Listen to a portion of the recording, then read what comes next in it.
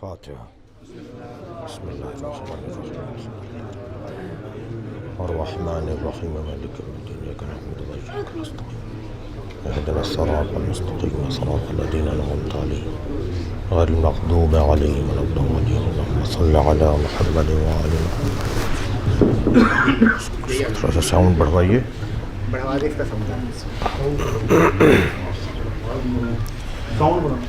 اعوذ باللہ من الشیطان الرجیم بسم اللہ الرحمن الرحیم الحمد للہ الذی لا یبلغ مدحتہ القائلون ولا یحصی نقماءہ العادون ولا یعدی حقہ المجتہدون الذی لیس لصفتہ حد محدود ولا نعت موجود ولا وقت معدود ولا اجل ممدود فطر الخلائق بقدرتہ ونشر الریاح برحمتہ والصلاة والسلام علی الرسول المسدد المصطفى الامجد المحمود الاحمد سیدنا و مولانا و مولا الکونین جد الحسن والحسین وعلی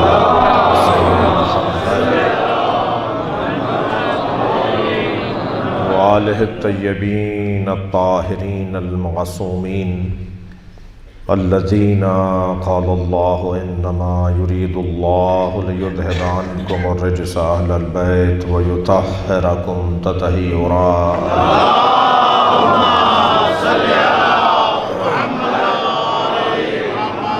ولعنة الله على أعدائهم أجمعين من يوم عداوتهم إلى قيام يوم الدين أما بعد قال الحكيم في قرآن الكريم بسم الله الرحمن الرحيم فمن حاجك فيه من بعد ما جاءك من العلم فقل تعالوا ندعو أبناءنا وأبناءكم ونساءنا ونساءكم وأنفسنا وأنفسكم ثم نبتهل ونجعل لعنة الله على الكاذبين۔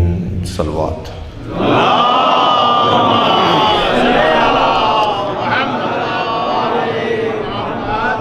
التماس ہے ایک سورہ فاتحہ، 3 مرتبہ سورہ اخلاص۔ مرحوم مغفور سید نثار علی زیدی اور پہلی برسی ہے مرحوم مغفور ڈاکٹر سید اظہار حسین عابدی ابن سید اعجاز حسین عابدی کی، رحم اللہ من قرأ الفاتحہ۔ بسم اللہ الرحمن الرحیم الحمدللہ رب العالمین الرحمن الرحیم مالک یوم الدین ایاک نعبد و ایاک نستعین اہدنا الصراط المستقیم صراط الذین انعمت علیہم غیر المغضوب علیہم ولا الضالین۔ بسم اللہ الرحمن الرحیم قل هو اللہ احد اللہ الصمد لم یلد ولم یولد ولم یکن له کفوا احد۔ بسم اللہ الرحمن الرحیم قل هو اللہ احد اللہ الصمد لم یلد ولم یولد ولم یکن له کفوا احد۔ بسم اللہ الرحمن الرحیم قل هو اللہ احد اللہ الصمد لم یلد ولم یولد ولم یکن له کفوا احد۔ اللہم صل علی محمد وآل محمد۔ صلوات۔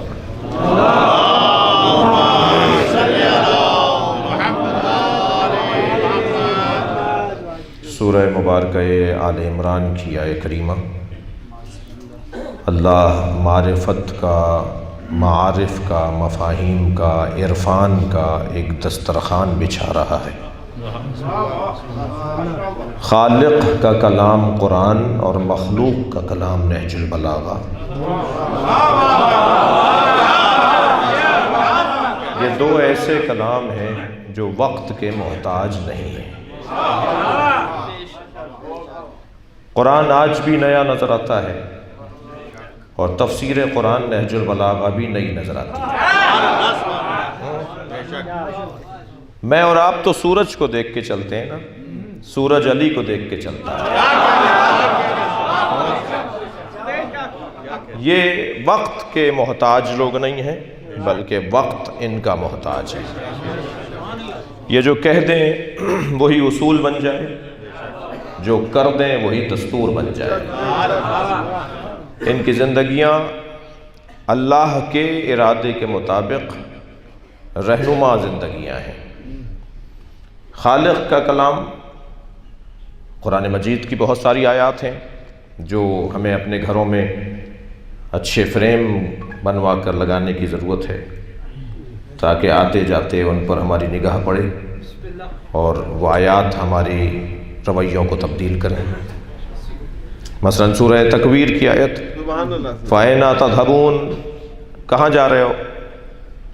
پوری آیت یہی ہے، ٹکڑا نہیں آیت کا، کہاں جا رہے ہو؟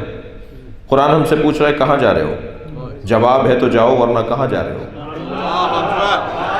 اگر اللہ کو جواب دینے کے لیے جواب نہیں ہے تو کہاں جا رہے ہو؟ تو ہم جا رہے ہوں گے تو قرآن ہم سے پوچھ رہا ہوگا کہ کہاں جا رہے ہو؟ میرے مولا علی کے سینکڑوں پیغامات ہیں کہ جو ہمارے رویوں کو بہتر کرنے کے لیے انتہائی ضروری ہیں۔ مولا فرماتے ہیں الدہر و یومان، زمانہ 2 دن ہی کا تو ہے۔ علی نے کتنا چھوٹا کر دیا زمانے کو۔ الدہر و یومان، زمانہ 2 دن ہی کا تو ہے، یوم علیک و یوم لک، ایک دن تیرے خلاف رہے گا، ایک دن تیرے حق میں رہے گا۔ یہ جس انداز سے میرے مولا نے ہمیں اس زمانے سے اور اس دنیا سے آگاہ و آشنا کیا ہے وہ علی کا ہی خاصہ ہے، کوئی اور یہ کام کر بھی نہیں سکتا۔ اور اگر کسی نے اگر مولا کی دیکھا دیکھی میں بات بھی کرنا شروع کی نا، ہوتا ہے نا بعض لوگ، اگر کسی نے دیکھا دیکھی میں بات بھی کی تو نبھانا مشکل ہو جائے گا۔ میں زمین کے رستوں سے زیادہ آسمان کے رستے جانتا ہوں۔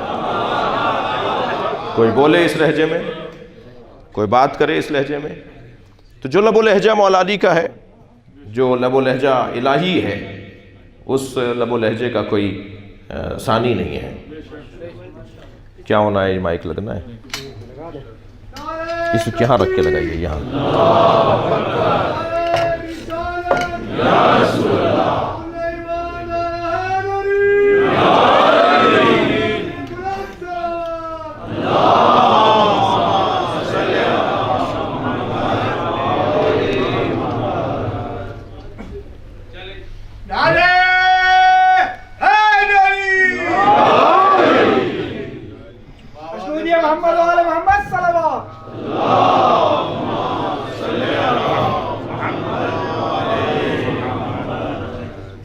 بلندتر صلوات۔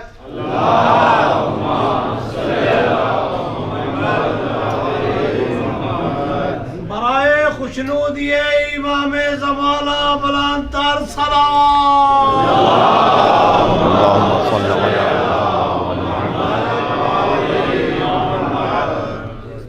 بلندتر صلوات۔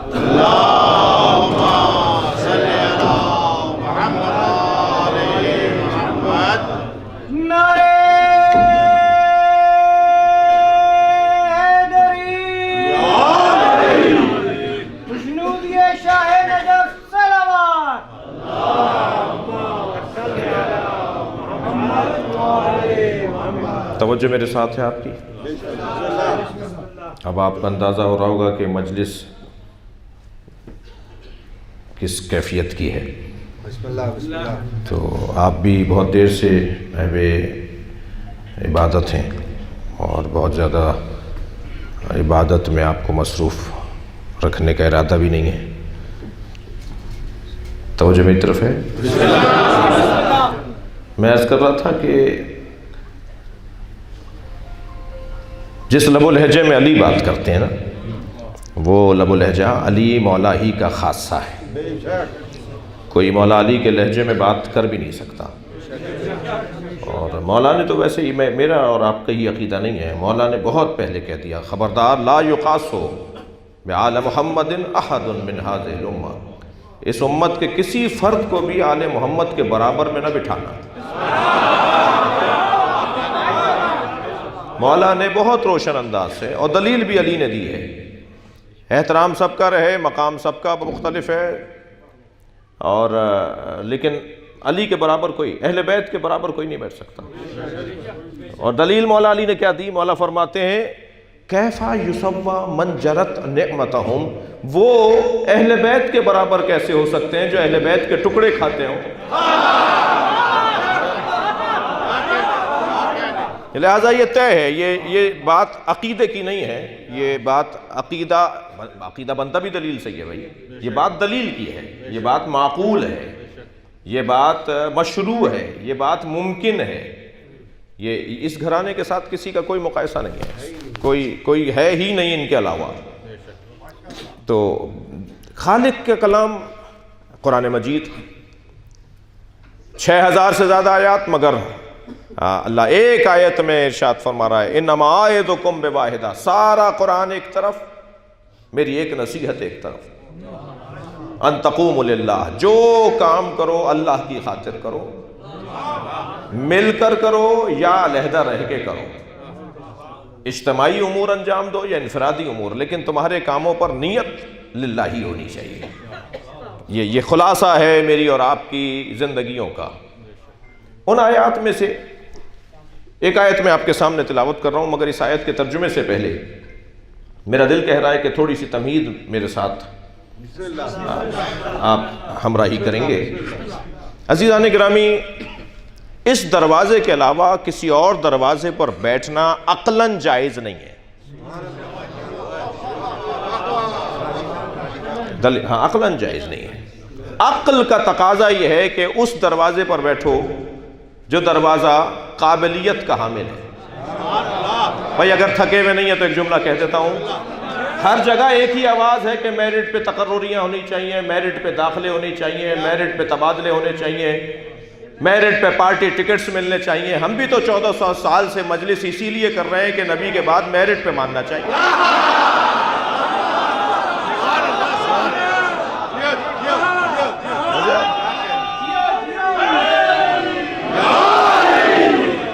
اچھا، آپ بیسٹ ڈاکٹر ڈھونڈتے ہیں،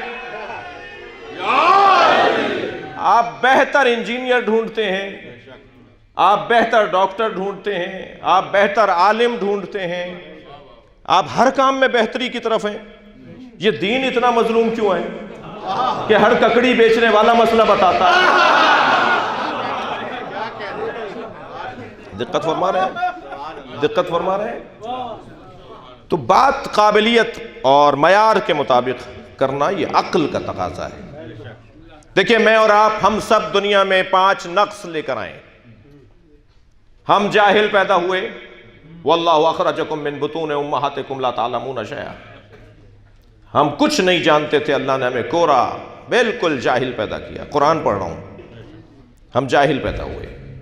ہم دنیا میں آئے، سخاوت لے کر نہیں آئے، کنجوس پیدا ہوئے۔ اپنے ہی بچے کو ٹافی دے کر واپس مانگ کر دیکھیے، آپ کی دی ہوئی ٹافی واپس نہیں کرے گا، اتنا کنجوس ہے۔ اور ہم بھی ایسے ہی تھے، ہم بھول گئے وہ اور بات ہے، مگر ہم جیسے بنے تھے وہ ایسے بنے تھے۔ اور اگر یہ بچہ سمجھدار ہوا، یہ بچپنے میں بڑا ہوا اور اس نے آپ کی ٹافی واپس لوٹا دی، تو پھر آپ دوسرے دن پوری تھیلی لے کر آتے ہیں۔ یہ دینے والے کا مزاج پرانا ہے، دے کر جب واپس مانگتا ہے اور اگر واپس مل جائے تو 10 برابر کر کے لوٹاتا ہے۔ مگر یہ سمجھداری دینے والے میں تو ہو کہ اگر میں واپس کروں گا تو مجھے یہ کچھ مل جائے گا۔ ہم پیدائشی طور پر کنجوس پیدا ہوئے ہیں، ہم پیدائشی طور پر بزدل پیدا ہوئے ہیں۔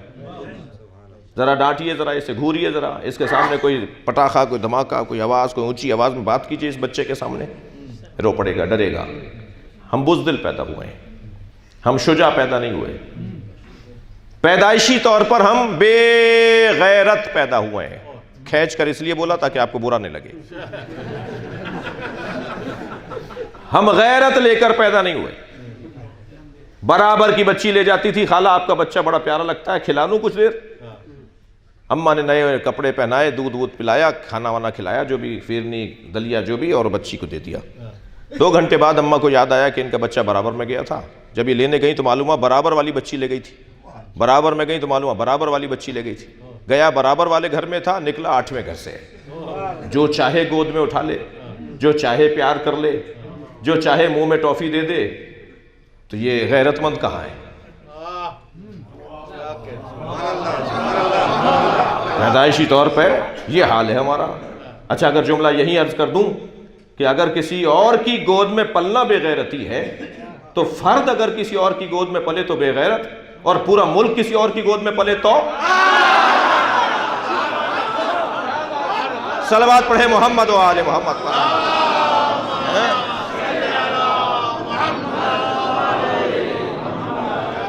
ہم غیرت لے کر نہیں آئے بھائی, ہم پیدائشی طور پر بے غیرت.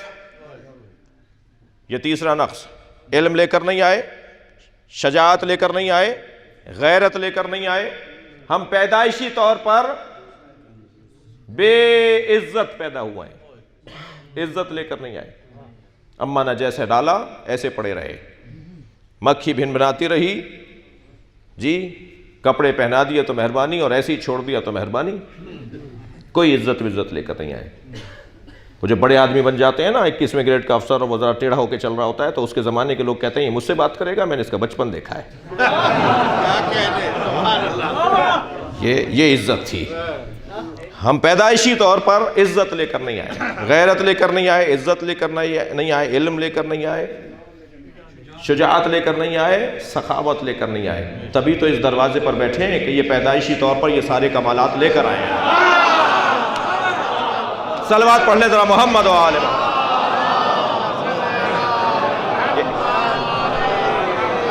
یہ وہاں سے علم لے کر آئے. میں اور آپ اپنا حال بیان کر رہے ہیں, ہم اہل بیت کے دروازے پر اس لیے ہیں کہ یہ وہاں سے پڑھ کر آئے. جو لوگ کہتے ہیں نا کہ سرکار کو لکھنا نہیں آتا تھا, وہ جس تھالی میں کھاتے ہیں اسی تھالی میں چھید کرتے ہیں. وہ بے وفائی کر رہے ہیں, وہ نمک کو حرام کر رہے ہیں. جو اللہ کا قلم ہو, تم کہتے اسے قلم چلانا نہیں آتا تھا. نون والقلم وما یسطرون. اللہ نے ساری کائنات کو جس کے ذریعے لکھا ہو, اسے لکھنا نہیں آتا تھا, اسے پڑھنا نہیں آتا تھا جی. جس کی حدیثوں کو پڑھ کر میں اور آپ اگر دانشور اور عالم ہو جائیں تو ہم علامہ فہامہ آیت اللہ مجتہد کہلاتے ہیں, اور وہ سرکار کو پڑھنا نہیں آتا تھا, لکھنا نہیں آتا تھا. یہ ہم پہ کرم کیا, نبی نے قلم ہاتھ میں نہیں لیا. یہ پوری انسانیت پر احسان کیا, سرکار نے قلم ہاتھ میں نہیں لیا. سرکار قلم ہاتھ میں اس لیے نہیں لیتے تھے کہ معاذ اللہ لکھنا نہیں آتا تھا. دقت چاہوں گا, ایک بہت بڑا نام ہے ہمارے بزرگوں میں, ہمارے علماء میں, حضرت آیت اللہ محمد حسین طباطبائی صاحب تفسیر المیزان. بڑی مضبوط تفسیر ہے ان کی, اور یہ واحد تفسیر ہے شیعوں میں کہ جو قرآن کی آیت کی تفسیر قرآن کی آیت سے ہے, جس کا پھر کوئی جواب نہیں ہوتا, کوئی مقابلہ نہیں ہوتا ایسی تفسیروں کا.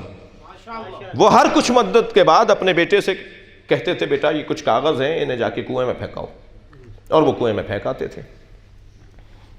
ان کے فرزند کہتے ہیں میں نے 10 دفعہ وہ کاغذ کنویں میں پھینکے. ایک دن ایسے ہی ان کاغذوں کو پھینکنے جا رہا تھا کہ رستے میں مجھے خیال آیا کہ اس کو ذرا دیکھوں تو صحیح اس میں کیا ہے. جب انہیں سیدھا کر کے کھول کے دیکھا تو اس میں بہترین نظم تھی, بہترین منقبتیں تھیں, بہترین مثال کے طور پہ غزلیں تھیں, فارسی زبان کی ادبیات کا شاہکار کلام, ہر مصرع بولتا ہوا, ہر نظم بولتی ہوئی, مرصع کلام, مکمل کلام, پختہ کلام. کہنے لگے کہ میں وہ واپس لے آیا. میں نے کہا بھائی آپ نے مجھے کلام دیا تھا کہ میں اسے کنویں میں پھینک دوں, تو یہ تو بہت اچھے کلام ہیں, بڑی اچھی نظمیں ہیں. کہنے لگے تمہیں نہیں پتا, وہ پہلے بھی تو تم نے یہی کام کیا, وہ جو ساری نظمیں پہلے بھی تو پھینک کر آئے ہو. کہا بھائی یہ کیوں کر رہے ہیں آپ, یہ کیا ہے, یہ کیا ماجرا ہے, کیا مسئلہ ہے. کہا دیکھو اللہ نے مجھے شعر کہنے کی صلاحیت دی ہے, جب میرے بہت سارے کلام جمع ہو جاتے ہیں تو میں تم سے کہتا ہوں انہیں کنویں میں پھینکاؤ. تو میں نے کہا بھائی آپ کیوں پھینکوا رہے ہیں, یہ بعد میں جمع ہوں گے, ہمارے کام آئیں گے. کہنے لگے نہیں, میں تفسیر قرآن لکھ رہا ہوں, میں نہیں چاہتا کہ کلام الہی کے ساتھ میرا کلام بھی آئے. میں اپنی نفی کروں گا تاکہ اللہ کا کلام عزت پائے. عزیزان گرامی, نبی نے قلم کبھی ہاتھ میں یوں نہیں لیا کہ اگر ایک دفعہ بھی کسی نے لکھتے ہوئے دیکھ لیا ہوتا نا تو کہتے یہ قرآن انہوں نے لکھا ہے.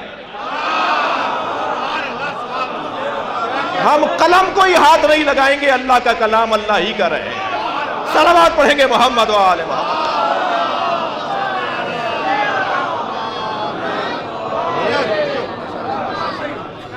سرکار یہ وہاں سے پڑھ کر آنے والا ہو. جسے اللہ نے اپنے علم کا مجسم وجود بنایا ہو. توجہ کر رہے ہیں آپ؟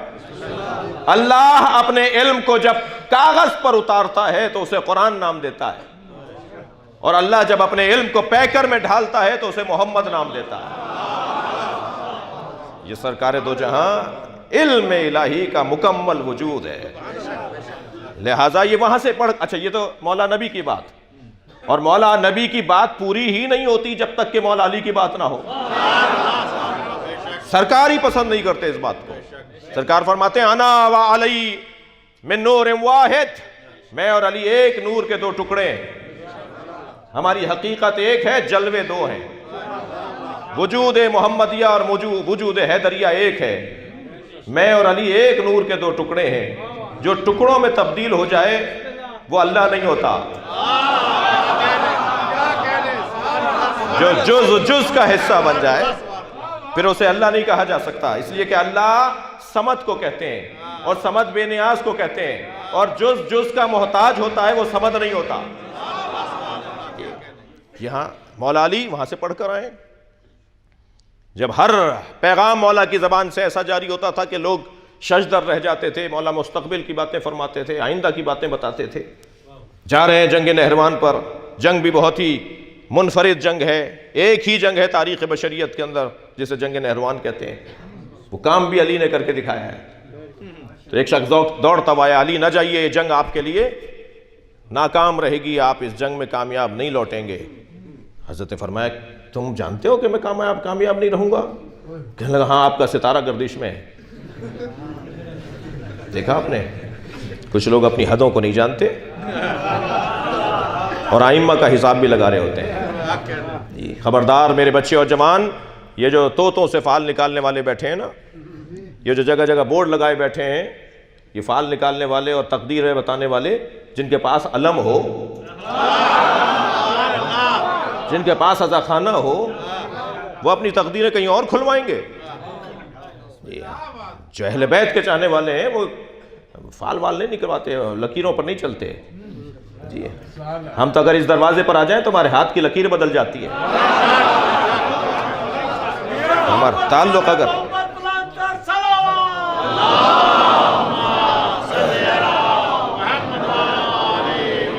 لگا آپ کا ستارہ گردش میں، یہ جنگ آپ کامیاب نہیں لڑ پائیں گے، آپ ہار جائیں گے. حضرت گھوڑے پر بیٹھ چکے تھے. گھوڑا نہیں، گھوڑی تھی، مادہ تھی، اتفاق سے پیٹ سے بھی تھی. اتر کے حضرت نے فرمایا تو ستاروں کو جانتا ہے؟ بتا وہ کون سا ستارہ ہے جب حرکت کرتا ہے تو بلیوں پر فلاں کیفیت طاری ہوتی ہے؟ خاموش. حضرت نے فرمایا چل یہ بتا دے وہ کون سا ستارہ ہے جب وہ اپنی جگہ سے ہلتا ہے تو اونٹ پر فلاں کیفیت آتی ہے؟ نہیں پتا تھا اسے. حضرت نے فرمایا تھا اچھا بتا میری گھوڑی کے سنگ کے نیچے کیا ہے؟ میرے مولا نے فرمایا تو آسمان کی باتیں کر رہا تھا، تجھے زمین کا نہیں پتا؟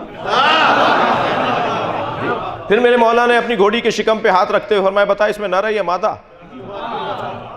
کوئی جواب نہیں تھا. حضرت نے فرمایا تو سامنے کی چیز نہیں بتا رہا، تو آسمانوں کی باتیں کر رہا ہے.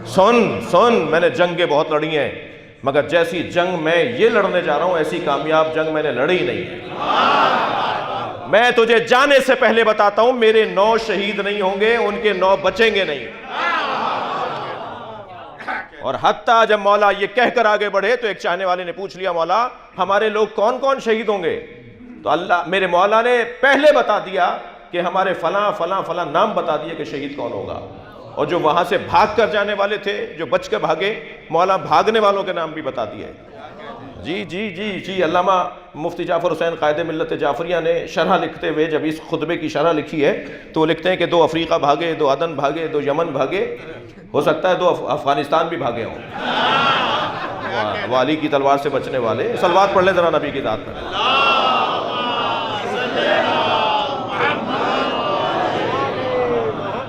توجہ ہے آپ حضرات کی؟ عزیزان گرامی، اب یہاں یہ علم لے کر آنے والا گھرانہ، یہ وہاں سے غیرت لے کر آنے والا گھرانہ، وہاں سے عزت لے کر آنے والا گھرانہ، وہاں سے سخاوت لے کر آنے والا گھرانہ، جی یہ وہاں سے شجاعت لے کر آیا ہے، جو ماں کی گود میں حیدر کہلائے، جو گہوارے کے اندر کلہ اجدر کو چیر دیتا ہو. شجاعت اس کی کس درجے پر ہوگی؟ یہ سب وہاں سے باکمال ہستیاں بھیجی گئی ہیں، تبھی ہم اس دروازے پر بیٹھیں تاکہ ہمارے اندر نقص برطرف ہو اور ہمارے اندر کمالات اور فضائل آنا شروع ہو جائیں۔ ہم اس دروازے پر آنا چاہتے ہیں، جو نہیں آئے ہیں انہیں دعوت دینا چاہتے ہیں، جو آ گئے ہیں انہیں تسلی دینا چاہتے ہیں۔ یہی اس ممبر کی ذمہ داریاں ہیں۔ ہم ڈھونڈنے نکلے کہ ہمیں کس کے پیچھے چلنا چاہیے، تو ہم نے قرآن کی آیت پڑھنا شروع کی، آیات قرآنی پڑھنا شروع کی، تو ایک آیت ہم نے زیارت کی، اس آیت کی آیت ہمیں نظر آئی، ارشاد ہوا یا ایھا الذین آمنوا اتقوا اللہ حق تقاتہ ولا تموتن الا وانتم مسلمون واعتصموا بحبل اللہ جمیعا ولا تفرقوا۔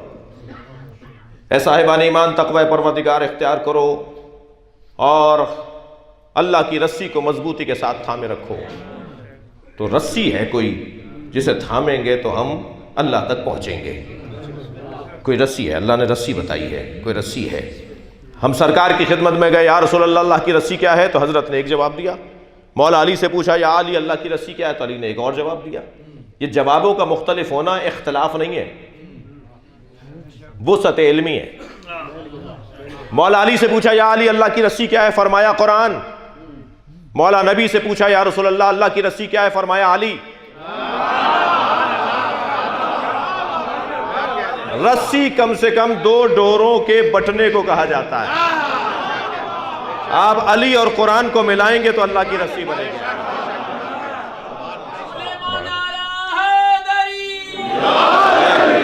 اب ہم اللہ کی رسی، اللہ نے کہا مجھ تک پہنچے، حبل اللہ، اللہ تک پہنچنے کی رسی، تو ہم رسی تک پہنچے۔ یا اللہ اور واضح کہے، اور واضح کہہ دے کہ تجھ تک پہنچنے کا ذریعہ رستہ کیا ہے؟ ارشاد ہوا یا ایھا الذین آمنوا اتقوا اللہ وابتغوا الیہ الوسیلہ۔ اے صاحبان ایمان، تقوی پروردگار اختیار کرو اور اللہ تک پہنچنے کے لیے وسیلہ تلاش کرو۔ یہ بات روشن ہو گئی کہ وجعلوا نہیں ہے، بنانا نہیں ہے، وابتغوا ہے، تلاش کرنا ہے۔ ایک چیز پہلے سے موجود ہے، ڈھونڈنا ہمارا کام ہے، بنانا ہمارا کام نہیں ہے۔ اچھا، وسیلہ کون ہو سکتا ہے؟ جو 2 طرفوں سے جڑا ہوا ہو۔ وہ وسیلہ ہی نہیں ہو سکتا جو ایک طرف سے جڑا ہوا ہو۔ وسیلہ تو وہ ہے جو یہاں سے بھی جڑا ہو اور وہاں سے بھی جڑا ہو تاکہ ہم وہاں تک جا سکیں یا وہاں والے یہاں تک آ سکیں۔ ایک طرف سے تعلق کو وسیلہ نہیں کہا جاتا، 2 طرفوں سے تعلق کو وسیلہ کہا جاتا ہے۔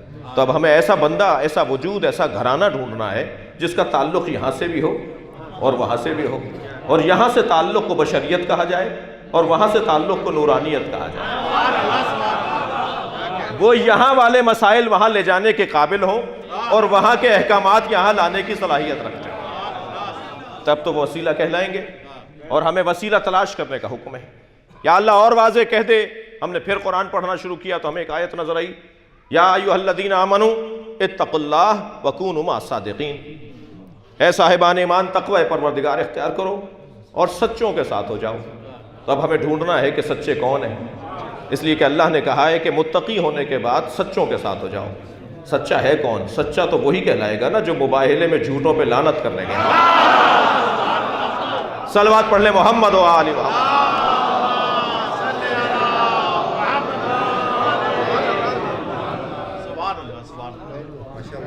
دقت فرما رہے ہیں آپ؟ اچھا، کچھ ذرا ڈرے ڈرے بیٹھے ہیں وہ لوگ بھی جو نعرہ لگانا جانتے ہیں کہ دیر نہ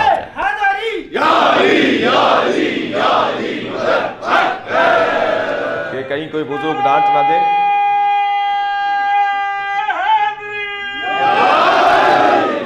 ہماری میں ایران میں مجلس نہیں پڑھ رہا، میں عراق میں مجلس نہیں پڑھ رہا، پاکستان راولپنڈی میں مجلس پڑھ رہا ہوں۔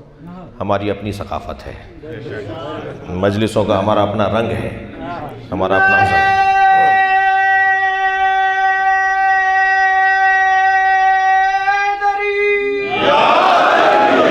سچوں کے ساتھ ہونے کا اللہ حکم دے رہا ہے۔ اے صاحبان ایمان، سچوں کے ساتھ ہو جاؤ۔ اب عزیزان گرامی، سچے بھی ایسے کہ جو جھوٹوں پہ لعنت کر سکیں، ورنہ سچے تو بہت تھے۔ ابو ذر سے زیادہ سچا تو زمین آسمان نے نہیں دیکھا تھا۔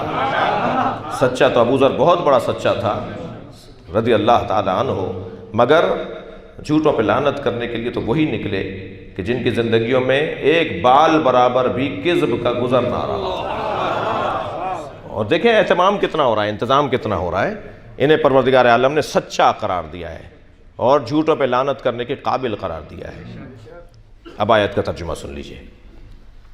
فَمَنْ حَاجَّكَ فِيهِ مِنْ بَعْدِ مَا جَاءَكَ مِنَ الْعِلْمِ، جو علم آ جانے کے بعد کٹ حجتی کرے، بحث مباحثہ کرے، ضدیت کرے، تسلیم نہ کرے، بات نہ مانے، دلیل نہ مانے، فَقُلْ، تو میرے حبیب ان سے کہہ دو، تَعَالُوا نَدْعُ أَبْنَاءَنَا وَأَبْنَاءَكُمْ، بلاتے ہیں ہم اور تم اپنے بیٹوں کو، جی، وَنِسَاءَنَا وَنِسَاءَكُمْ، ہم اور تم اپنی بیٹیوں کو، وَأَنفُسَنَا وَأَنفُسَكُمْ، ہم اور تم اپنے جیسوں کو۔ ترجمہ صحیح کیجئے نا، انفسانہ کے نیچے انفسانہ لکھ دینا، کون سا ترجمہ ہے؟ ہم اپنے نفسوں کو بلاتے ہیں، ترجمہ کریں نا نفسوں کا، نفس تو عربی کا لفظ ہے، اردو میں کیا ہے؟ ہم اپنے جیسوں کو بلاتے ہیں، تم اپنے جیسوں کو بلاؤ۔ بڑی خواہش ہے کچھ لوگوں کی کہ خود کو نبی جیسا بولیں، مگر عزیزان گرامی، نبی نے صرف علی کو اپنے جیسا بولا ہے۔ علی صرف مولا علی ہے جو نبی جیسے ہیں، کوئی نبی جیسا نہیں ہے، جی۔ ہم اپنے بیٹوں کو، تم اپنے بیٹوں کو، ہم اپنے جیسوں کو، تم اپنے جیسوں، ثم نبتہل، پھر ہم مباہلہ کریں گے، وَنَجْعَلْ لَعْنَةَ اللَّهِ عَلَى الْكَاذِبِينَ، اور پھر جھوٹوں پر اللہ کی لعنت کریں گے۔ لعنت اللہ کی ہے، بھیجیں گے یہ، عجیب انداز ہے۔ رحمت اللہ کی ہوتی ہے، آتی ان کے ذریعے ہے۔ رزق اللہ کا ہوتا ہے، آتا ان کے ذریعے ہے۔ تھک کر نہیں سنے مجھے، لعنت اللہ کی ہوتی ہے، آتی ان کے ذریعے ہے، ان کے ذریعے سے پہنچے گی۔ درود و سلام، ترقی، عظمت اللہ کی طرف سے، مگر آئے گی ان کے ذریعے۔ تو اب یہ کیا بات ہوئی کہ اللہ سے کچھ چیزیں چاہیے ہوں اور ان سے دوستی نہ ہو؟ تقاضا ہے اللہ سے، طلب کا تقاضا ہے کہ اس دروازے سے اپنی سچائی کو ثابت کیا جائے، اس دروازے سے اپنی وابستگی کو گہرا کیا جائے۔ دقت چاہوں گا، آیت کا پھر ترجمہ سنیے تفسیری نگاہ سے۔ فَمَنْ حَاجَّكَ فِيهِ مِنْ بَعْدِ مَا جَاءَكَ مِنَ الْعِلْمِ، جو علم آ جانے کے بعد بحث اور مباحثہ کریں۔ میں اپنے ان بچوں اور جوانوں سے کہہ رہا ہوں کہ یا تو دلیل مان لو یا دلیل دو۔ دلیل کے آگے ضد کرنے والا قرآن کو پسند نہیں ہے، علم آ جانے کے بعد بحث و مباحثہ کرنے والا اللہ کو پسند نہیں ہے۔ ہاتوا برہانکم ان کنتم صادقین، سچے ہو تو دلیل لاؤ۔ میں ایک جگہ سے دوسری جگہ فضائی سفر کے اندر تھا، اس جہاز کے اندر پاکستان کے سب سے بڑے مفتی بھی بیٹھے تھے۔ ہم نے خواہش ظاہر کی کہ ہماری سیٹیں ایک ساتھ کروا دو، اور ہماری جب سیٹیں ایک ساتھ کروا دی گئیں، 2-2.5 گھنٹے کا سفر تھا، تو بڑی لمبی گفتگو رہی، باتیں بڑی تاریخی ہوئیں۔ ان میں سے ایک جملہ ہم نے ان سے یہ کہا کہ آپ اپنے دوستوں سے کہیں کہ ہمارے خلاف انہوں نے جو اسلحہ اٹھایا ہوا ہے وہ اسلحہ رکھ دیں، اس لیے کہ ہمیں مار کر انہیں کوئی فائدہ ہونے والا ہے نہیں، اور بے وقوفی نہ کریں، اس لیے کہ وہ ہمارے بدن کو مارتے ہیں، ہم ان کے نظریے کو مارتے ہیں، اور ثابت تو یہی ہو رہا ہے کہ وہ ہمیں مار کر مضطرب ہیں اور ہم مر کے مطمئن ہیں۔ لہٰذا یہ کوئی اچھا کام نہیں ہے۔ ان سے کہیے کہ وہ اسلحہ رکھ دیں، ہمارے خلاف تلواریں نہ چلائیں، ہمارے خلاف گولیاں نہ چلائیں، ہمارے خلاف قلم چلائیں، کتابیں لکھیں، ہمارے خلاف کتابیں لکھیں۔ اب مجھے نہیں پتا پورے پاکستان میں یہ آپ پارا کا تھانہ ہی کیوں ہے جو FIR کاٹتا ہے۔ یہ تو اب راولپنڈی والے تو غور کریں۔ صلوات پڑھیں ذرا محمد و آل محمد پر۔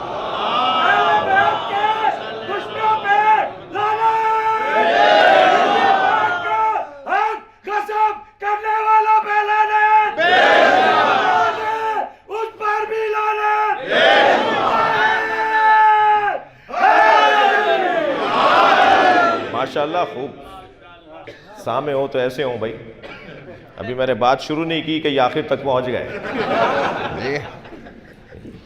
میں نے تو کہا ہے کہ ان سے کہو کہ FIR کاٹ دیں، مہربانی کریں ہمارے اوپر۔ ابھی تو درخواست دی ہے، FIR نہیں کاٹی ہے۔ دلیل لے کر آؤ، بات کرو بھائی۔ ہم اتحاد، میں نے آج صبح ظہر کی نماز، آج دن میں ظہر کی نماز کراچی ایئرپورٹ پر اہل سنت تعلیم کے پیچھے پڑھی ہے۔ ایئرپورٹ پہ جماعت ہو رہی تھی، میں علیحدہ کیوں پڑھوں؟ جب میں مکے میں پیچھے پڑھتا ہوں، میں مدینے میں پیچھے پڑھتا ہوں، جی میں یہاں کیوں اس کے پیچھے نہیں پڑھوں؟ میں پڑھوں گا، ہمارے تمام فقہا کی اجازت ہے۔ آیت اللہ سیستانی زیادہ زیادہ فرماتے ہیں قرأت اپنی کرو، آقا خامنائی تو یہ کہتے ہیں قرأت کی بھی ضرورت نہیں، ان کے پیچھے پڑھو. یا تو میں اس پائے کا عالم ہو جاؤں جو ان کی بات کو نہ مانوں، اس پائے کا عالم نہیں ہو تو مجھے ماننا پڑے گا. بھائی آیت اللہ سیستانی بھی ڈاکٹر کی تقلید کرتے ہیں جب بیمار ہوتے ہیں، تو آیت اللہ خامنائی بھی انجینئر کی تقلید کرتے ہیں جب انہیں کوئی مدرسہ بنوانا ہوتا ہے. تو ہر ایکسپرٹ کی رائے پر عمل کرنے کو ہی تو تقلید کہتے ہیں. تھک رہے ہیں آپ میری باتوں سے؟ تو یہ بات بہت روشن ہے. ہم اپنے مکتب کی بنیادی اصولوں سے ہاتھ اٹھا لیں گے تو شیعہ کہاں رہیں گے؟ وہ علیحدہ بات ہے جو میں نے بات کی، وہ ایک علیحدہ بات ہے، ایک فقہی مسئلہ ہے، ایک سماجی مسئلہ ہے. لیکن تشیع کی جو بنیادی پیغامات، شیعت کی بنیاد جناب زہرا نے ڈالی ہے. بی بی تشیع کی بانی ہے. بھائی میں تو اشارے میں بات کروں گا، میرا مجمع سماعت میں بہت ذہین ہے، تاریخی شہر ہے جس میں مجلس پڑھ رہا ہوں. میں صرف اشارے میں بات کروں گا، آپ پہنچیں گے، آپ خود جیسے ابھی پہنچ گئے تھے. توجہ چاہوں گا. مولا حسین کے قاتلوں سے نفرت کرنے والا کسی بھی کیمپ میں رہ سکتا ہے. مولا علی کے قاتلوں سے نفرت کرنے والا کسی بھی خیمے کا ہو سکتا ہے. مولا حسن کے قاتلوں سے نفرت کرنے والا کسی بھی خیمے کا ہو سکتا ہے، مگر جناب زہرا کے قاتلوں سے نفرت کرنے والے کو یہاں آنا پڑے گا.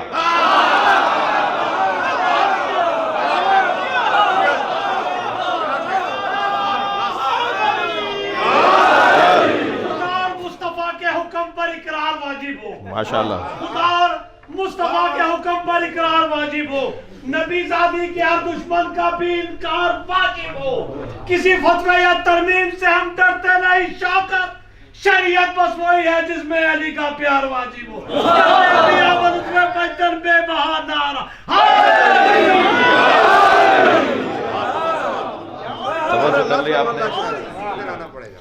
ہاں دلیل لے کر آؤ. میں نے ان سے کہا جی ہمارے خلاف کتاب لکھیں، ہمارے خلاف قلم چلائیں. تو مفتی صاحب فرمانے لگے بڑے جگر کی بات ہے، بڑے حوصلے کی بات ہے، بڑے ہمت کی بات آپ نے کی ہے کہ آپ اپنے دشمنوں مخالفوں کو اپنے خلاف بول رہے ہیں کہ ہمارے خلاف کتابیں لکھو. میں نے کہا مفتی صاحب سوال کا ہونا عیب نہیں ہے، جواب کا نہ ہونا عیب ہے. آپ فوراً بٹھائیے، آپ کتاب لکھیے. اور الحمدللہ اس وقت جو پریشانی ایک طبقے کو لاحق ہے وہ یہی پریشانی لاحق ہے جی. 100 سونار کی 1 لوہار کی. آپ 50 کتابیں لکھیں گے، ہم ایک ہی کتاب کے اندر بی بی کا دروازہ بتا دیں گے آپ. تو دلیل سے بات ہونی چاہیے. اور کٹ حجتی کرنے والے کو اللہ پسند نہیں کرتا. بحث و مباحثہ وہ کرے. میں سنی علماء کے احترام کا بھی قائل ہوں.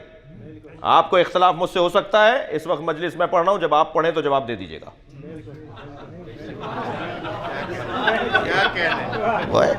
میں سنی علماء کے احترام کا اس لیے قائل ہوں. بریلوی عالم بھی عالم ہے، دیوبندی عالم بھی عالم ہے، سلفی عالم بھی عالم ہے. علماء کا احترام اس لیے کیجئے کہ قرآن نے جاہلوں سے بات کرنے کو منع کیا ہے. اگر عالم معاشرے میں نہیں ہوگا تو بات کس سے ہوگی جی. ہر عالم کا احترام کیجئے اس لیے کہ اس سے بات ہونی ہے جی. علم کٹ حجتی، بحث مباحثہ، تکرار، ضدیت یہ اللہ کو پسند نہیں ہے. بات مانو، بات سنو، بات سمجھو، دلیل لے کر آؤ، رد کرو. اور ہر شخص کو کبھی بھی ڈاکٹر کے نسخے پر بیمار اعتراض کرتا ہے تو ڈاکٹر اس کی سنتا نہیں ہے.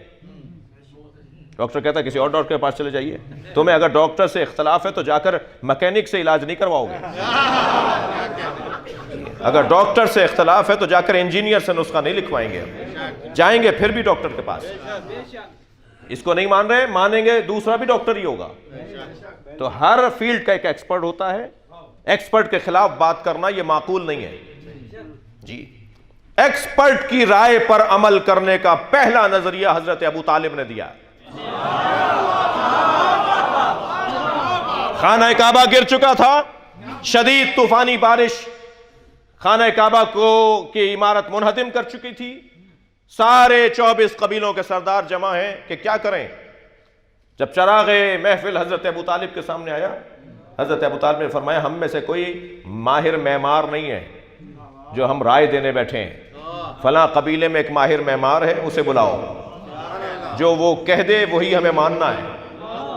بلایا گیا اسے، اس نے عمارت کو دیکھ کر کہا جی اس کو نئی سرے سے بنانا پڑے گا، یہ پرانی بنیادوں پر عمارت نہیں اٹھائی جائے گی، اس کو دوبارہ سے بنایا جائے گا، نئی عمارت بنے گی، نئی بنیادیں ڈلیں گی۔ سب نے مانا۔ حضرت ابو طالب نے فرمایا اس کی بات کو ماننا ہے، جو یہ کہے گا ہم مانیں گے۔ کہا اتنا مجھے مال چاہیے، اتنی اینٹیں، اتنی فلاں، اتنا مسالہ، اتنا جو اس نے چیزیں مانگی، مجھے اتنا سامان چاہیے تاکہ میں کعبے کی تعمیر کر سکوں۔ جب سارا مال آ گیا اور وہ مزدور مستری اور وہ معمار کام کرنے کے لیے آگے بڑھا تو پہاڑوں میں سے ایک اژدہا نکل کر آیا جو وسط کعبے میں آ کے بیٹھ گیا اور اس کا وجود لوگوں کو ڈرا رہا تھا۔ سارے مزدور بھاگنے لگے، دور ہٹنے لگے، پھر پہنچے حضرت ابو طالب کے دروازے پر۔ ابو طالب تم نے کہا تھا کعبہ تعمیر ہونے جا رہا تھا، ایک اور منظر نظر آ رہا ہے۔ پہنچے حضرت ابو طالب، بیٹھے ہوئے اژدہے کو دیکھا۔ جی ایک مرتبہ اژدہے کو دیکھنے کے بعد حضرت ابو طالب نے گردن موڑ کے دیکھا اس مال کی طرف جو اس کو تعمیر کرنے کے لیے جمع کیا گیا تھا۔ ایک نگاہ میں دیکھ کر فرمایا حرام مال سے کعبہ نہیں بنے گا۔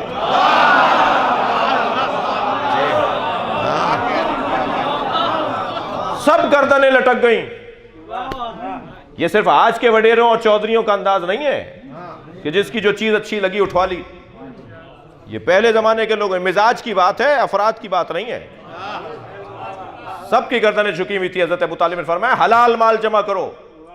چند دن لگے حلال مال جمع کرنے میں۔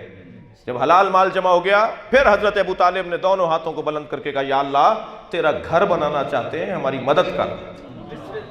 تو آسمان سے ایک پرندہ نازل ہوا، اژدہے کو پنجوں میں اٹھا کر لے گیا۔ حضرت ابو طالب نے فوراً سجدے میں سر رکھ دیا۔ لوگ ابو طالب کا کلمہ ڈھونڈتے ہیں، کلمہ ابو طالب کو ڈھونڈتا ہے۔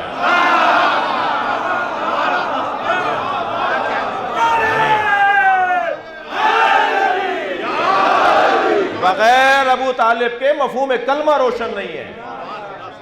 مجھے تو ان لوگوں پہ بڑا تعجب ہے جو حضرت ابو طالب پہ ایمان پر بات کر رہے ہوتے ہیں۔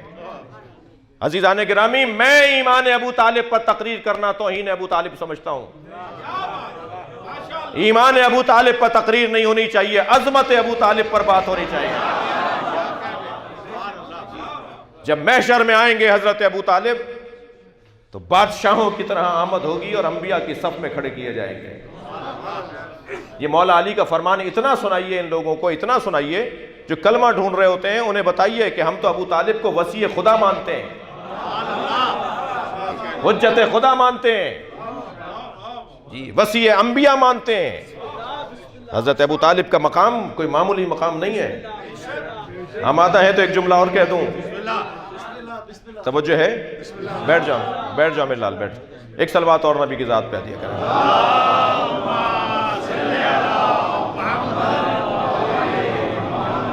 عزیزان گرامی، بحث بڑی عجیب موڑ پر آ گئی ہے، مگر میرا دل کر رہا ہے کہ ایک حضرت ابو طالب کو خوش کرنے کے لیے، ابو طالب کو خوش کریں گے نا تو ان کے بچے بھی خوش ہو جائیں گے۔ یہ تو طریقہ ہے، سرداروں کو خوش کیے رہے ہیں تو ان کے بچے بھی خوش ہو جاتے ہیں۔ تو حضرت ابو طالب اگر راضی ہو گئے تو مولا علی بھی راضی ہو جائیں گے، اور پھر پوتے بھی راضی ہو جائیں گے، پڑ پوتے بھی راضی ہو جائیں گے، اور 11واں پوتا امام مہدی بھی راضی ہو جائے گا۔ جی ہاں، جی ہاں۔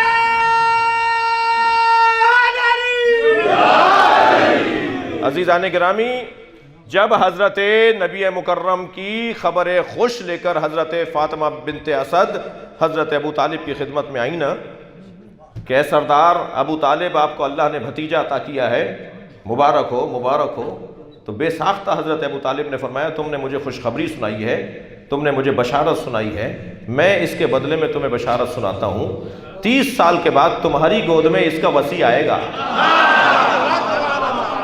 اس درجے کا ایمان، اس درجے کا علم بتائیے جا کر ان لوگوں کو جو حضرت ابو طالب کا کلمہ ڈھونڈتے پھرتے ہیں، انہیں جا کر بتائیں کہ قرآن مجید میں صرف 24 نبیوں کا نام ہے، 1,24,000 نبیوں میں صرف 24 نبیوں کے نام اللہ نے لیے ہیں، باقی نبیوں کے نام ہمیں ائمہ نے بتائیں، سرکار نے بتائیں، مولا علی نے بتائیں۔ وہ جو 24 نبیوں کے نام قرآن میں اللہ نے نازل کیے ہیں، قرآن نازل ہونے سے پہلے یہی وہ 24 نبی ہیں جن کے نام حضرت ابو طالب نے اپنے اشعار میں نظم کر دیے تھے۔ جی صلوات پڑھیں گے محمد و آل محمد.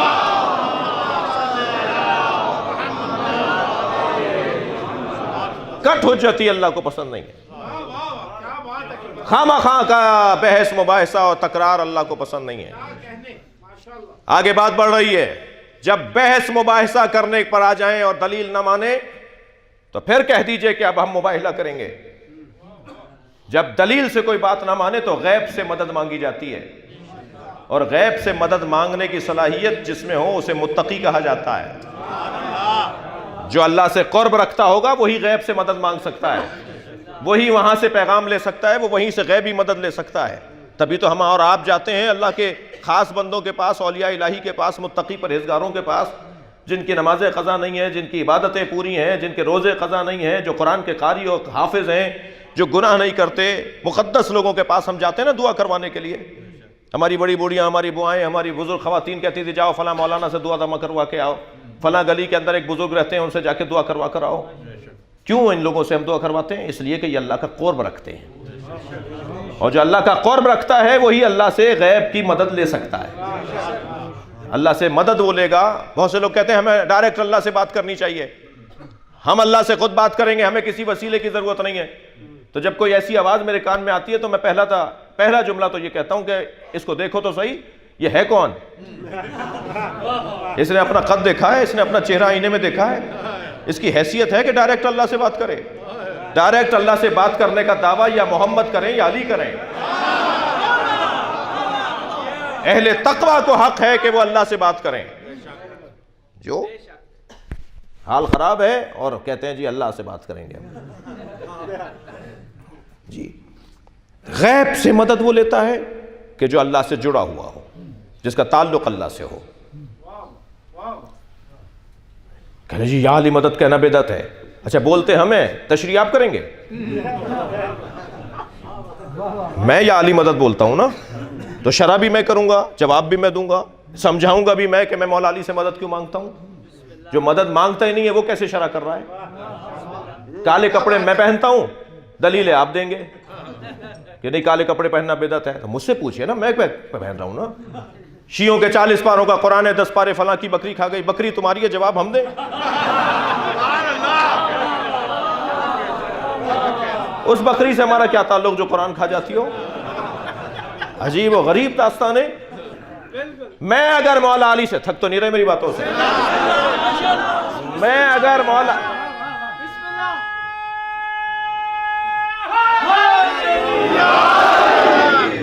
مولا علی سے مدد مانگتا ہوں تو دلیل بھی میں دوں گا. آپ کا یہ حق تو بنتا ہے کہ آپ مجھ سے پوچھیں کہ مولا سے آپ مدد کیوں مانگتے ہیں. جی ابھی پچھلے سال پھر وہی پارا تھانہ یاد آ رہا ہے مجھے. وہ کراچی کے ایک ٹی وی چینل کے اوپر ایک مولانا نے کہا کہ مولا علی تمام انبیاء سے افضل نبی, ہمارے نبی کے بعد, ہمارے نبی کے علاوہ, سرکار خاتم کے علاوہ مولا علی تمام انبیاء سے افضل تھے. تو کہا جی توہین انبیاء ہو گئی ہے اور ان پر توہین انبیاء کا پرچہ کٹے گا. یہاں جمع کروایا آپ کے یہاں, اور ہم نے تو کہا کہ ان کو کہو پرچہ کریں. اور پھر وہاں اس وقت میں ہم نے جو جواب دیا تھا وہ بہت زیادہ پھیلا تھا سوشل میڈیا کے اوپر. میں نے مولانا سے کہا جا کے بولیے کہ صرف فتوے آپ ہی نہیں دیتے, کوئی اور بھی فتویٰ دینا جانتا ہے. یہ کیا بات ہوئی؟ یہ کہنا کہ مولا علی تمام انبیاء سے افضل ہے, اس میں کہاں توہین انبیاء ہے؟ حضرت عیسیٰ مولا علی کے پوتے کے پیچھے نماز پڑھیں گے, اس میں حضرت عیسیٰ کی توہین ہے؟ پہلے تو یہ سمجھاؤ کہ توہین کیسے. جی حضرت عیسیٰ اگر پیچھے نماز پڑھ رہے تو توہین کہاں ہے؟ افضل ہونا مفضول کی توہین نہیں ہے. پہلے تو میں انہی کی زبان میں بات کروں نا. افضل ہونے سے مفضول کی توہین لازم نہیں آتی. کسی کو افضل کہوں گا تو جو مفضول ہو جائے گا وہ توہین ہے. یہ کیا بات ہوئی؟ اور اگر یہی قاعدہ قانون ہے کہ افضل کہنے سے توہین ثابت ہو رہی ہے تو صرف آپ ہی فتویٰ نہیں دیتے, پھر پاکستان کے آئین میں توہین اہل بیت کا قانون بھی ہے. اگر مولا علی کو انبیاء سے افضل کہنا توہین انبیاء ہے تو حضرت ابو بکر کو مولا علی سے افضل کہنا یہ اہل بیت کی توہین ہے.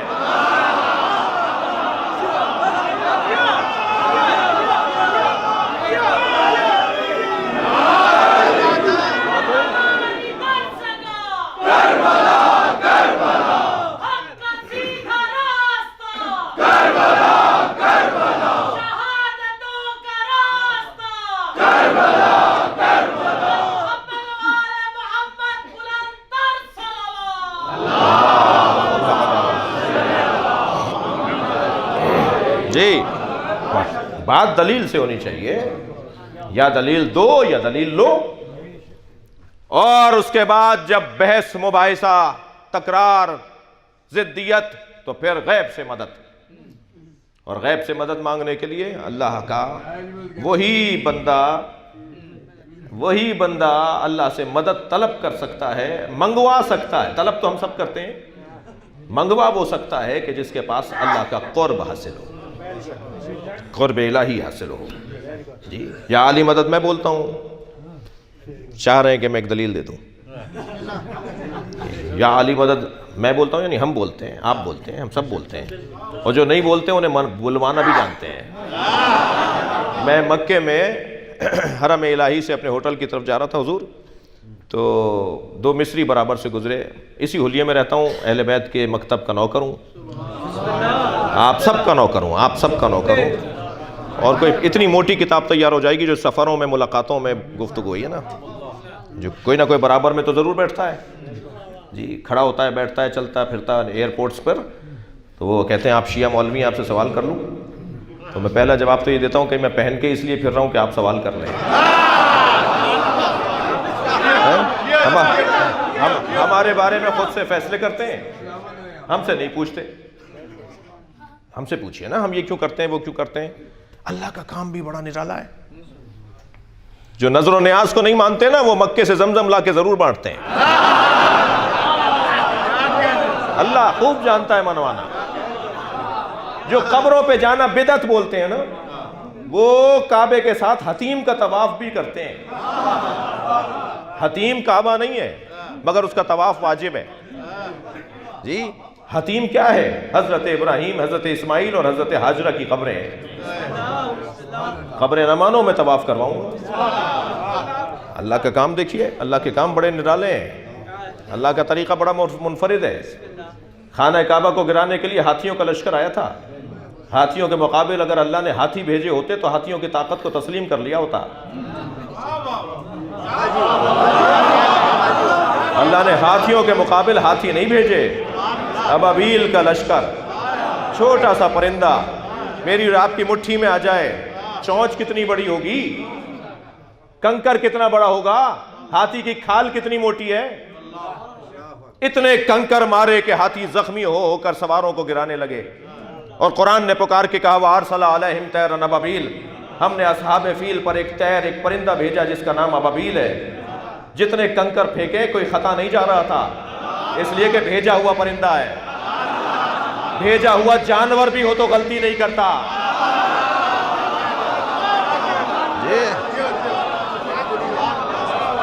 دل کھول کے اچھا بول کے اپنی پیدا کرنے والی ماں کو گانا بانر پیش کر کے اچھانا رہے.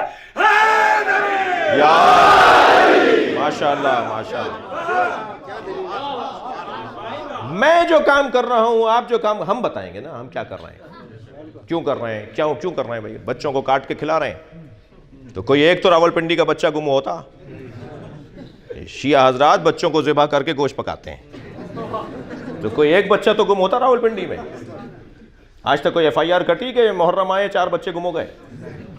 کیا باتیں کر رہے ہو، پرانی باتیں، گھسی پٹی باتیں، جاہلانہ گفتگو. اب دور بدل گیا، ابھی تمہاری باتیں چلنے والی نہیں ہیں. اب یہ بات نہیں چلے گی کہ مجلس میں نہ جانا نیاز کھانا بدعت ہے. نہیں، رنگ بدل گیا ہے، مستقبل تشیع کا ہے. کل ہمارا ہے. دلیل سے بات کرو تو زندہ رہو گے، دلیل سے بات نہیں کرو گے تو مٹ جاؤ گے. 1.5 ملک سے زیادہ نہیں ہے 56 ممالک کے اندر ہم لوگ، صرف 1.5 ملک ہیں ہم پوری 56 اسلامی ممالک کے اندر، مگر 1.5 ملک 56 ممالک پر حاکم ہے. ایک جلال، ایک روب، ایک کردار. یہ کیسے ہو رہا ہے؟ یہ اہل بیت کی وجہ سے ہو رہا ہے. یہ ہم ان سے جڑے ہوئے ہیں کہ جو ہمیں عزت عطا کر رہے ہیں، اور اللہ نے طے کر رکھا ہے کہ عزت بے نام اہل بیت ہے. جو بھی ان سے جڑے گا صاحب عزت ہوتا چلا جائے گا. دلیل سے بات کرو. یہ کیا بات ہوئی کہ نہیں جانا، نہیں سننا، عالم کو دیکھو گے تو نکاح باطل ہو جائے گا. جی اگر اہل سنت کے پیچھے نماز پڑھ لیں تو اب سوال ہو رہا ہے کہ وہ جس نے نماز پڑھائی ہے اس کی نماز بھی ٹھیک ہے یا نہیں؟ تو معقول بنو بھائی. جی لاہور میں ایک منظر بنا نا, ایک اہل سنت کے عالم نے آگے پڑھ کے نماز پڑھائی, پیچھے سنی شیعہ بھی اور سنی بھی کھڑے تھے, تو اب ان پر اعتراض ہو رہا ہے کہ آپ کی نماز باطل ہو گئی کیونکہ شیعہ پیچھے پڑھ رہے تھے. معقول بنو. میں آپ سے کہہ رہا ہوں اپنے بچوں کو, دوستوں کو, اپنے ساتھ, اول تو ہر جوان میرا اپنے ساتھ ایک سنی بھائی کو ضرور لایا کرے. جب تک انہیں اس گھڑے سے پانی نہیں پلاؤ گے ان کا ذائقہ نہیں بدلے گا. اور یہ کوئی کارنامہ نہیں ہے کہ خود نیاز پکائی اور خود کھا لی, انہیں کھلائیے جو نہیں کھاتے. 2 دفعہ لوٹائیں گے نا تو ناراض نہ ہوئیے گا, یہ آپ کا اور اس کا مسئلہ نہیں ہے, اس کا اور حسین کا مسئلہ ہے. یقین جانیے کچھ مدت کے بعد وہاں سے پیغام آئے گا کہ ہم بھی نیاز مناتے ہیں. اتنی سی ٹیبلٹ میرے سر کا درد دور کر دیتی ہے, حسین کی نیاز اثر نہیں کرے گی؟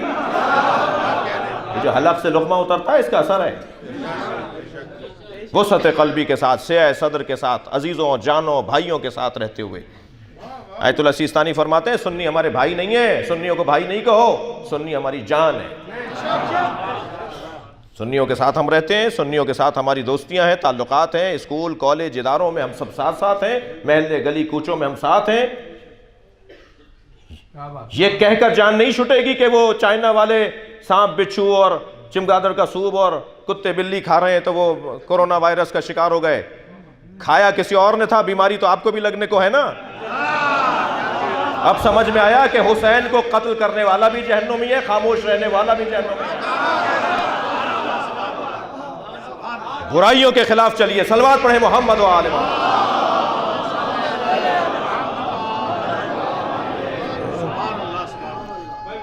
جی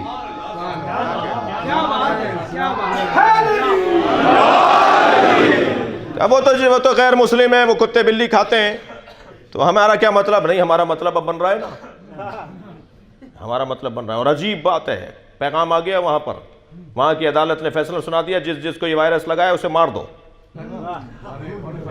جی مار دو, ہزاروں آدمیوں کو مار رہے ہیں وہ.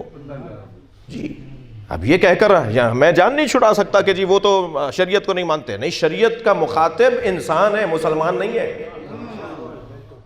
سب کو ہمیں پیغام دینا ہوگا, میرا خاموش رہنا مجھ تک پہنچے گا. جی توجہ کر لیا آپ نے؟ تو بلائیے, ان سے بات کیجئے, ان سے گفتگو کیجئے. اور الحمدللہ گفتگو کی جو کیفیت ہے وہ بہتری کی طرف ہے. لوگ سمجھنے کے مرحلے میں داخل ہو رہے ہیں. کل سے آج بہتر ہے ہمارا, ماضی سے ہم آج بہتر ہیں, اور مستقبل اور بہتر ہوگا, اور آگے بہتری کی طرف ہیں. ظالم کا آج ہوتا ہے, مظلوم کا کل ہوتا ہے. اپنے کل کی تیاری کرنی ہے, اور کل کی بنیاد پر ہی تو ہم مجلسوں میں بیٹھے ہیں. نماز پڑھتے ہیں کل کی امید پر, روزہ رکھتے ہیں کل کی امید پر, حج کرتے ہیں کل کی امید پر. جی سب جمع ہو کر بیٹھے ہیں کل کی امید پر. مجلس میں بیٹھے ہیں کہ قبر اچھی ہو جائے, مجلس میں آتے ہیں تاکہ آخرت اچھی ہو جائے. ہم سب کل کی امید پر ہیں, ہم سب کل کو دیکھ رہے ہیں. تو آج ایسا بہتر کر لیں کہ کل اور بہتر ہو جائے, کل یقینی ہو جائے. توجہ کر لی, کٹ حجتی اللہ کو پسند نہیں ہے. اور پھر اب مباہلہ ہوگا کردار کی بنیاد پر. صداقت کردار کو کہا جاتا ہے, سچائی کردار کو کہا جاتا ہے. میں ان بچوں اور جوانوں سے کہوں گا خبردار جھوٹ بولنا چھوڑ دو. وہ اہل بیت کا چاہنے والا ہی نہیں ہے جو جھوٹ بولتا ہو. میرے پاس اتھارٹی نہیں ہے کہ میں اجازتیں دیتا پھروں, لیکن میں بہت دھیمے لہجے میں کہہ رہا ہوں, نماز نہیں پڑھتے آگے بڑھو, روزہ نہیں رکھتے آگے بڑھو. جی حج پہ نہیں گئے, 20 سال سے حج واجب ہے, دیکھتے ہیں, مگر جھوٹ بولنا چھوڑ دو. سرکار کی خدمت میں ایک گنہگار ترین فرد آیا, یا رسول اللہ برائیوں میں گھرا ہوا ہوں, ساری برائیاں ایک ساتھ نہیں چھوڑ سکتا, ایک برائی بتا دیجئے جسے چھوڑ دوں, اس سے زیادہ نہیں کر سکتا. حضرت فرمایا جھوٹ بولنا چھوڑ دو, بس ایک برائی چھوڑ دو, جھوٹ بولنا چھوڑ دو. جی دوسرے دن چوری کر کے نکلا, سرکار نے فرمایا تھا روزانہ آنا میرے پاس. دوسرے دن چوری کر کے نکلا, رستے میں ایک آدمی پہ تھپڑ مارا, چلتے ہوئے ایک آدمی کو تکلیف دی, آگے بڑھا کہا رسول نے پوچھ لیا کہ آج تم نے کیا کیا ہے, اور میں نے کہا کہ میں نے کچھ نہیں کیا, تو جھوٹ بولوں گا, نبی نے تو کہا سچ بولو. दूसरे दिन फिर वो गुनाह 3 और कम हो गए, चौथे दिन और कम हो गए। एक हफ्ते में नबी की खिदमत में आके कहा झूठ नहीं छोड़ा, सारी बुराइयां छुट गई। अहले बैत का चाहने वाला झूठ नहीं बोलता जी। जो सच्चों का नारा लगाता हो कि हम सच्चों के दरवाजे पर हैं, वो झूठ बोले। मैं इन बच्चों और जवानों से कह रहा हूं, अगर इस शायद 1-1.5 हज़ार आदमी इस वक्त यहां पर मजलिस में है, शायद ज्यादा हो, अगर 5 बच्चों ने भी इमाम हुसैन से वादा कर लिया कि आज मैं आपकी मजलिस में वादा करके जा रहा हूं, अब झूठ नहीं बोलूंगा, तो कितना खुश होंगी सैयदा। इसलिए कि सबसे ज्यादा तकलीफ बीबी को पहलू शिकस्तगी पे नहीं हुई, पसलियां टूटी बीबी की, मगर बीबी को वो तकलीफ नहीं हुई। बीबी पे जलता हुआ दरवाजा गिराया, मगर सैयदा को वो तकलीफ नहीं हुई जो इस बात पर हुई। सुनेंगे वो कौन सी बात? जब लौटी है ना दरबार से, मौला दौड़ते हुए आगे बढ़े, सहारा देकर फरमाया फातिमा बताओ तुम पे क्या गुजरी है। अजरुकुम अल्लाह, जिन्हें रोना आ रहा है अपनी आवाज़ों को आज़ाद करेंगे। जब आप बुलंद आवाज़ से रोते हैं ना तो अहले बैत दुआ देते हैं। मेरे मौला ने सवाल किया फातिमा बताओ क्या गुजरी? फरमाया अली अफसोस इस बात का नहीं है कि मैं दरबार गई। सुने सुने जो रोने आए, अली अफसोस इस बात का नहीं है कि मैं दरबार गई, अफसोस तो इस बात का है मुझे खड़ा रखा गया। अली मुझे खड़ा रखा गया। फिर फरमाती हैं अली अफसोस इस बात का भी नहीं है कि मैं खड़ी रही, अफसोस इस बात का है कोई मेरे लिए खड़ा नहीं हुआ। जिसके लिए नबी खड़े हो जाते थे वो बीवी फरमा रही है अफसोस इस बात का नहीं है कि मैं मुझे खड़ा रखा गया, अफसोस इस बात का है कोई मेरे लिए खड़ा नहीं हुआ। अब इसके बाद वाला जुमला देखिए बीवी का क्या है। बीवी फरमाती है अफसोस इस बात का भी नहीं है, अफसोस तो इस बात का है मुझे झुटलाया गया। मैं कहती रही मा अक़ूलु क़ौलल गलत, मैं फातिमा गलत नहीं बोलती। अल्लाहु अकबर। अजरुकुम अल्लाह। जो मुबाहिले में झूठों पे लानत करने गई हो, जो 5 सच्चे अल्लाह ने दिखा दिए हो, उन्हें कहा जा रहा है कि दलील लेकर आओ, उन्हें कहा जा रहा है कि तुम गवाहियां लेकर आओ। अजरुकुम अल्लाह, अजरुकुम अल्लाह। आपकी आवाजें बुलंद हैं, मुझे दूसरी मंजिल लेने दीजिए। अज़ादारो अज़ादारो, बीबी को नबी ने फदक लिख कर दिया था। मीरास की बात तो बाद में होगी, ये सरकार ने बीबी को हिबा किया था, बख्शा था, दिया था। और फिर कहने लगे कोई गवाह है? तो जहरा ने फरमाया मेरे हसनैन। कहने लगे माँ के हक में बच्चों की गवाही कबूल नहीं है। एक एक जुमला मेरी बीबी के लिए तकलीफ दे। बीबी ने फरमाया उम्मे ऐमन, फरमाया कनीज की गवाही कबूल नहीं होगी। कहने लगे कनीज की गवाही कबूल नहीं होगी। बीबी ने अपनी चादर से बाबा की तहरीर दे दी, चादर से निकाल के तहरीर दे दी। मेरे बाबा ने मुझे लिख के दिया। तो एक शख्स ने उस तहरीर को पढ़ा तो कातिब को आवाज़ देकर कहा कि फातिमा के पास तहरीर है, फातिमा को लिख के दे दो ये फातिमा का है। तो दूसरा शख्स खड़ा हुआ, उसने बीबी के हाथ से तहरीर छीनी। अभी आपके हाथ में मोबाइल है, आपके हाथ में रुमाल है, मैं आपसे कहूँ मुझे अपना रुमाल दे दीजिए, आप फौरन दे देंगे? और अगर मैं आगे बढ़ के छीनूं, चाहे बच्चा भी हो, उसे तकलीफ होगी कि मौलाना ने मेरे हाथ से चीज छीन ली। जनाबे ज़हरा से तहरीर छीनी गई और यहीं तक बात नहीं रुकी, उसे फाड़ा गया और फाड़ने के बाद टुकड़े टुकड़े करके फेंक दिया गया। मेरी बीबी जमीन पर बैठकर बाबा की तहरीर के टुकड़े उठाने लगी। सिंध का एक शहर है लाड़काना, वहाँ एक खतीब, एक आलिम दीन थे। वो जब ये मसाइब पढ़ते थे ना कि बीबी के हाथ से तहरीर छीन कर फाड़ी गई, तो वो अपनी जेब से कागज़ निकालते थे, टुकड़े टुकड़े करके मिंबर से नीचे फेंक देते थे। रोने वाले लोगों से कहते थे ऐसे ही बैठे रहो, फिर उतर के खुद चले जाते थे। टुकड़ों को बीन कर वापस आके कहते थे बताओ कितनी देर लगी। रोता हुआ मजमा कहता था चंद लम्हे लगे हैं। तो वो कहते थे जिन्हें तुम चंद लम्हे कह रहे हो फातिमा बूढ़ ही हो गई थी। अजरुकम अल्लाह, अजरुकम अल्लाह।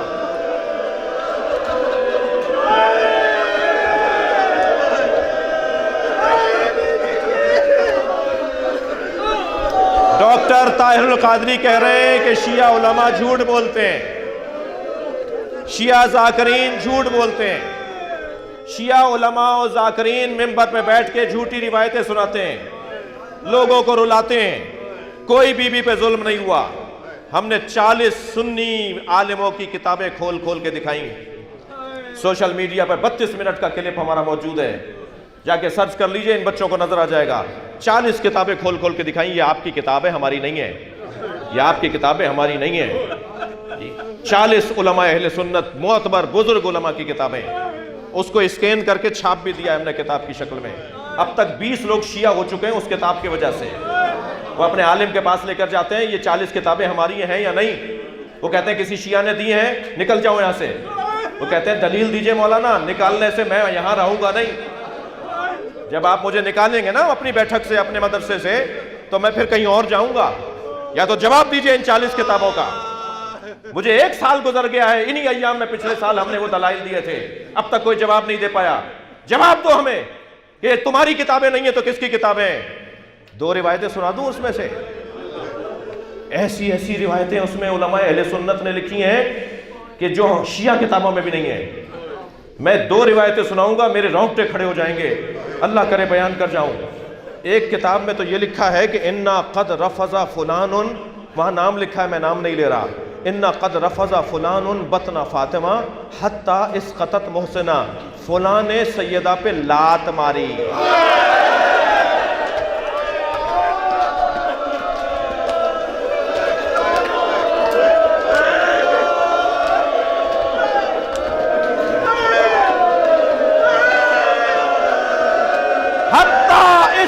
मोहसिना, जिसकी वजह से मोहसिन शहीद हो गया।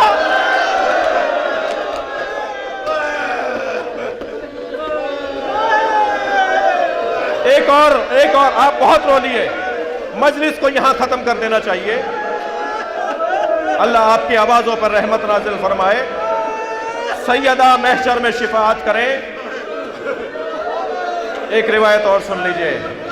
एक सुन्नी आलिम दीन जनाब अल्लामा अल-जुवैनी फराइद उस-समतैन में अजीब रिवायत लिख रहे हैं, अजीब रिवायत लिख रहे हैं। वो कहते हैं 5 साल की ज़हरा नबी के सामने से गुजरी, कम सिन बीबी नबी के सामने से गुजरी। नबी ने ज़हरा को देखा, रोना शुरू हो गए। एक ज़ौजा पैगंबर ने आवाज़ देकर कहा, या रसूलल्लाह, आप फातिमा को देख के रो क्यों रहे हैं? तो फरमाया, ही नमा ज़करत, जब मैं फातिमा पे गौर करता हूँ तो मुझे याद आता है मेरे बाद इस पे क्या गुजरेगी। सोचता हूँ कि मेरे बाद क्या होगा मेरी बच्ची के साथ, जिसकी ऐसी बच्ची हो जिसके लिए नबी खड़े हो जाते हो, जिसके हाथों का बोसा लेते हो, जिसे अपनी जगह बिठाते हो। उस बच्ची के साथ क्या किया? फरमाया, जब मैं ज़हरा को देखता हूँ मेरे ज़हन में आता है मेरे बाद मेरी बच्ची के साथ क्या होगा।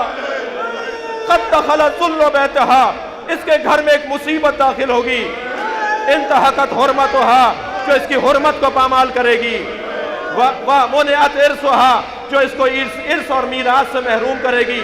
सुनेंगे बात का जुमला, सुनेंगे बात का जुमला।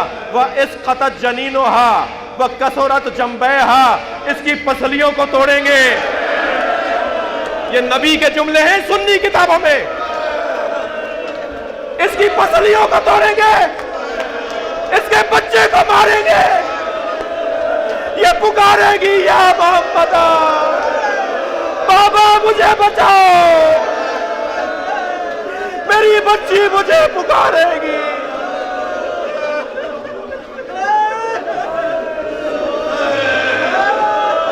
कोई मेरी बच्ची की मदद नहीं करे। अला लअनतुल्लाह अला कौमिज़ ज़ालिमीन। या अल्लाह इन आवाज़ों पर रहमत नाजिल फरमा, रोने वालों की तौफ़ीक़ात में इज़ाफ़ा फरमा, मरहूम मग़फ़ूर के दर्जात को बुलंद फरमा। ہم سب کی عاقبت بخیر فرما، امام زمانہ کے ظہور میں تعجیل فرما، سیدہ کو ہم سے راضی فرما، سیدہ کے بچوں کو ہم سے راضی فرما، قبر میں مولا علی کی زیارت نصیب فرما، آخرت میں سیدہ کی شفاعت نصیب فرما، امام زمانہ کو راضی فرما۔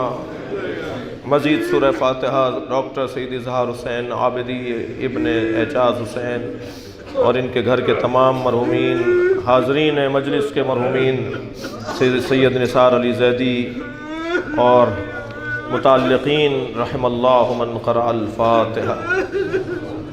بسم اللہ الرحمن الرحیم۔